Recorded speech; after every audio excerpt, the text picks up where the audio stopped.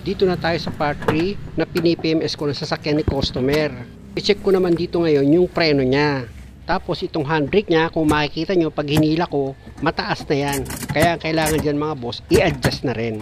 Sa pag-adjust naman ng handbrake ito mga boss, pag in-adjust mo yung preno mo sa likuran, kasama na ito sa ma-adjust. Kaya hindi na masyadong matrabaho pa.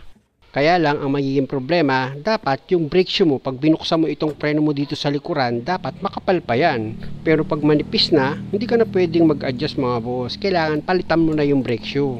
O sige, simulan na natin yung trabaho. Tanggalin ko na itong gulong mga boss. Sa pagtanggal ng gulong mga boss, madali lang naman yan. Siyempre, automatic dapat nakaangat yung gulong mo. Hindi pwedeng tanggalin mo nilang basta yan, maaksidente ka. Ayan, nakita nyo, nakaangat yan, di ba? Tapos gumamit ka ngayon ng ball hammer. Medyo tuktukan mo lang ito ng ball hammer, itong brake drum mo. Ayan o, ganun lang naman. Para makalug yan. At pag tinanggal mo itong brake drum mo, hindi ka mahirapan. Ayun ang purpose noon. Kaya kung makikita nyo, pag nagtatanggal ako ng brake drum, pinapalo ko ng kaunti yan. At kung makikita nyo, itong brake shoe nya, makapal pa. Kaya ang gagawin ko dyan, lilinisan ko lang itong preno. Kung makikita nyo mga boss, gumamit ako ng papel diliha, kinuskus ko itong brake shoe. Tapos, gagamit ngayon ako ng brake cleaner. Yung brake cleaner mga boss, hindi naman compulsory yan. Kung wala kayong budget, pwede nyong hanginan o kaya gamitan nyo ng paintbrush. Ganun lang. Tapos dito naman sa brake drum, gumamit kayo ng sandpaper para yung kumapit na kalawang or dumi dito sa brake drum matanggal. Tsaka nyo ngayon gamitan siya ng brake cleaner. Para kung may kumapit na langis dyan or malagkit, mawash out nitong brake cleaner. Tapos gumamit ka ng malinis na basahan, punasan mo itong brake drum mo. Pag okay na, pwede ka na ngayon dito pumesto sa preno mo. Ayan yung brake adjuster mga boss, tinuturo ng flat screw ko. Pipihitin nyo lang naman yan, paangat. Ayan o, kung makikita nyo paangat. Hanggat maaari mga boss, pag nag-adjust kayo ng preno, dapat yung brake drum, naiikot nyo yan. Hindi pwedeng masikip iikot yan. Pwedeng pag nasa biyahe na kayo, manikit itong preno nyo.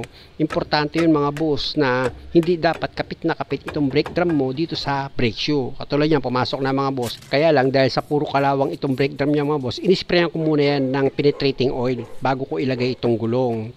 At pag nailagay nyo na itong gulong, yun lagi kong paalala mga boss, itong mga nut dito sa gulong, siguraduhin nyo na yung pagkakahigpit nyan maayos para hindi kayo magkaroon ng problema.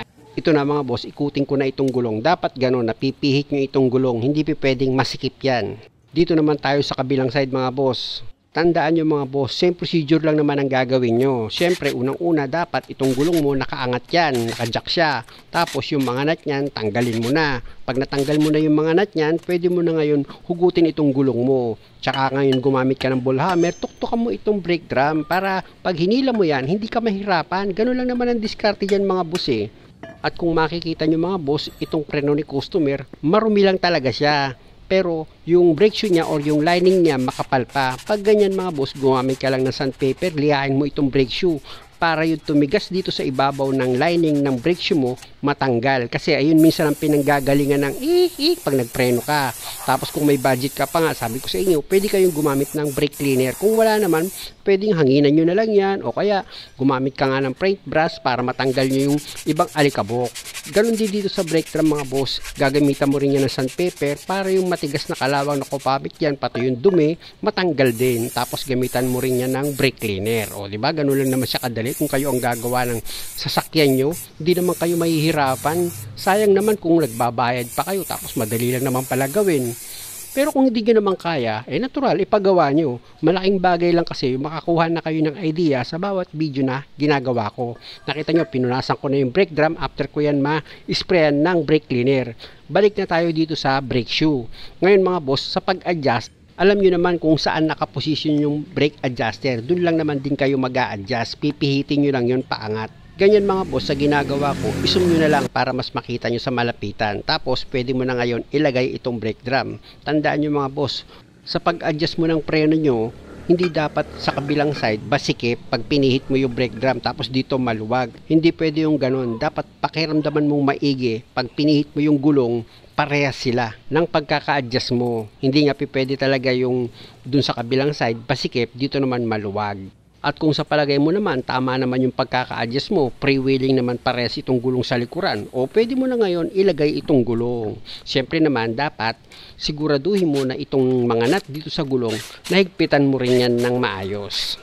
Para nga sa bandang huli, hindi ka magkaroon ng problema. At pag okay na yung pagkakahigpit mo dito sa gulong, ikutin mo yan para sigurado ka na hindi maninikit yung pagkaka-adjust mo ng preno. Tapos pasok ka na ulit dito sa loob ng sasakyan mo para ma-check mo na yung handbrake. Ayan mga boss, hilahin ko na itong handbrake. Dapat pag hinila nyo yan, maiksi na itong handbrake nya. Na ibig sabihin, okay na itong pagkakagawa mo dito sa sasakyan mo. Ganun lang mga boss, di ba? Simpleng-simple lang naman. Kung ikaw mismo yung gagawa ng sasakyan mo, bukod sa na-exercise ka na, hindi ka pa nagastusan. At dahil sa okay na ako dyan mga boss, dito naman ako sa pag-change oil ng sasakyan ni customer. Gagamit ka dyan ng box wrench sa number 17. Siyempre, itong drain plug, luluwagan mo muna yan. Pag naluwagan mo na itong drain plug mga boss, pwede mo nang kamayin yan para tuluyan mo nang matanggal itong drain plug. Nang sa ganon, ma-drain mo na itong lumang langis. At habang nagdi-drain ka ng langis, hintayin mo na rin yan mga boss na kaunti na lang yung tumutulo dito sa makina mo. Pag kaunti na lang yung langis, ibalik mo muna itong drain plug nya. Tsaka mo ngayon gamitan niya ng box wrench sa number 17, higpitan mo muna yan. Tapos balik ka ulit dito sa ibabaw ng makina mo. Dahil ang susunod mong gagawin dyan, kung meron ka pang budget, gamitan mo ng flashing oil. Kahit 2 litro lang na mumurahing langis, pwede na yun. Pag naisalin mo na yung 2 litro, tanggalin mo na yung imbudo, tsaka mo ilagay yung engine cap, pa-start mo na ngayon itong makina. Tandaan nyo mga boss, pag napa-start nyo itong makina, hayaan nyo lang siya naka-idle hanggang 5 minutes. Hindi nyo na kailangang i-revolution. Pag na-consume nyo na yung 5 minutes, switch off mo na itong makina.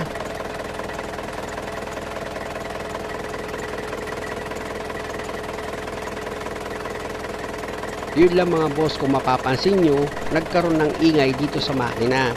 Ang possible niya na pinanggagalingan mga boss, dito yan sa alternator belt at sa aircon belt niya. Pakinggan nyo maigi mga boss, pwede kasing sa sasakyan nyo, maka-experience kayo ng ganitong klaseng ingay or ganitong klaseng problema. Pero mamaya ko na yan gagawin mga boss. Tapusin ko muna itong pag-change oil ko dito sa sasakyan ni customer. Sa nakita ko kasi dito mga boss, kung makikita nyo, itinuro yan ng daliri ko. Tignan nyo yung belt dito sa alternator, magalaw siya. Possible yan mga boss, maluwag lang itong belt. Kailangan lang niyang i-adjust. Dahil naka 5 minutes na, switch off ko na itong makina. Tapos, balik ulit ako dito sa ilalim ng sasakyan ni customer. Gamit yung box wrench sa number 17, luluwagan ko ulit itong drain plug, at pag maluwag na yan, kamayin ko na yan mga boss para tuluyan ko nang matanggal itong drain plug. O diba? Tanggal na yung drain plug, di nagdi-drain ka na ulit. Para hindi masayang yung oras mo habang pinapatulo mo itong ginamit mo pang flashing na langis, lipat ka muna dito sa oil filter mo. Tanggalin mo muna itong lumang oil filter gamit itong oil filter res mo. Pihitin mo lang naman yan pakaliwa. Pag maluwag na yan mga boss, kamayin mo na para tuluyan mo nang matanggal itong lumang oil filter mo. Pag natanggal mo yan mga boss at wala nang tumutulo dito sa paglalagyan mo ng bagong oil filter, punasan mo yan. Ayan mga boss, kung makita nyo, pinunasan ko yan.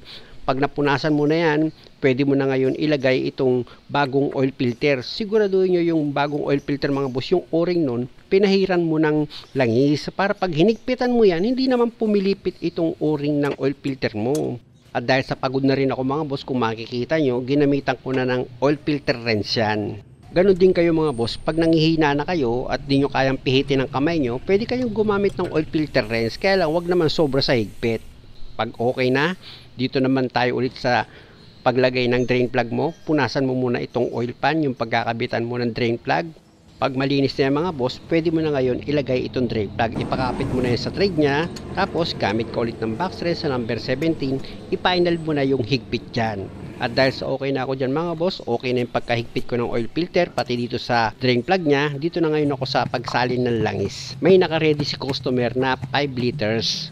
Pero hindi nyo isasalin lahat yan mga boss, may matitira dyan. Kaya gumamit kayo ng dipstick para sigurado kayo sa sukat ng langis na ilalagay nyo dito sa makina nyo. Kaya ako naman inangat ng konti kanina yung dipstick mga boss kasi nga nabibilaukan siya habang sinasalin ko yung langis, kaya hinila ko itong dipstick. Pag nangyari sa inyo yung mga boss, iangat nyo lang itong dipstick para hindi sumuka yung langis. Ibalik ko na itong dipstick mga boss. Tapos mag-add pa ulit ako dyan ng kalahating litro. Pag okay na, tsaka ako ngayon hugutin itong dipstick, pero punasan ko muna yan. Tapos isusuksok ko siya ulit, tsaka ako ngayon huhugutin. para makita ko itong sukat ng langis. Kung makikita nyo, sobre yan sa pangalawang tuldok kasi nga papasok pa yung iba dyan dito sa oil filter nya pag pina-start ko itong makina. Kaya lang mga boss, dahil sa mahaba itong video, abangan nyo sa part 4 dahil nga sa i-check ko pa yung lumabas na ingay dito sa makina at yung fuel filter nito papalitan ko pa. Muli mga boss, maraming salamat sa panonood. Sana nakakuha kayo ng idea at kung maaari, huwag nyo naman sanang kalimutang mag-subscribe sa channel ko. Maraming salamat.